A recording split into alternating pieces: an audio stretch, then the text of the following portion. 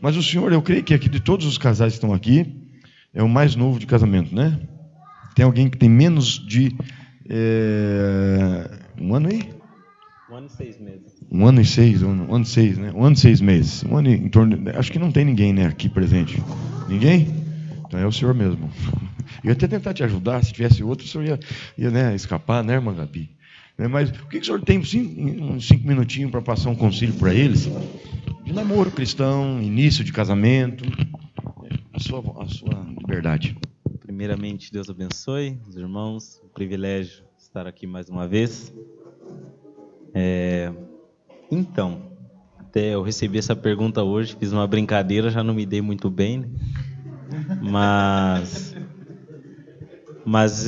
o que falar depois disso que o senhor acabou de falar, né? Tudo que a gente planta, a gente vai colher, né? Então, eu creio que não é fácil, a gente pode se dizer assim desde o começo, mas eu creio que tudo que começa certo tende a terminar certo também, né? Então, se começa errado, a coisa já se torna muito mais difícil para terminar certo, né? Mas nada também que não possa ser consertado. Mas pela experiência que eu tive, até conversando com a Gabriele, a gente conversa direto sobre isso, que tudo que aconteceu na nossa vida, depois de casado, é um reflexo, né, de tudo que aconteceu antes, e a gente tem recebido grandes bênçãos pela graça de Deus, as coisas têm se acertado, tem dado tudo certo, não tenho nada mesmo do que reclamar, e lógico que vem desde a criação dos pais, como o senhor estava falando hoje, princípios, costumes, e se são duas famílias que estão se unindo, que têm os costumes e as mesmas práticas, então eu creio que tudo já facilita, tendo a mesma fé, tendo os mesmos princípios, crendo da mesma forma. Eu vejo que é muito difícil não dar certo, né? Sendo criado das mesmas formas. Então, a gente não tem do que reclamar, tudo tem dado certo.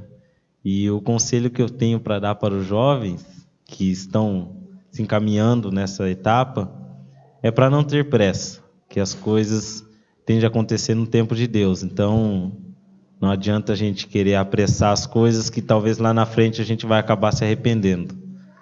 E é uma escolha que a gente sabe que a gente não faz à toa, na aventura ou na emoção. A gente tem que saber muito bem escolher, orar muito, para que seja a vontade de Deus, porque é uma escolha só que você faz. Então, você não tem como voltar atrás mais, a gente sabe disso. Então, não tenha pressa, ore bastante, leia bastante também as mensagens que o profeta fala, porque não tem erro, está tudo lá.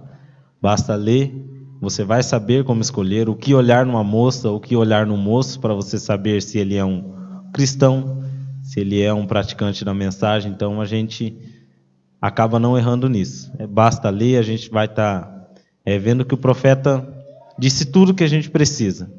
A gente pode até pensar que, mas será que isso?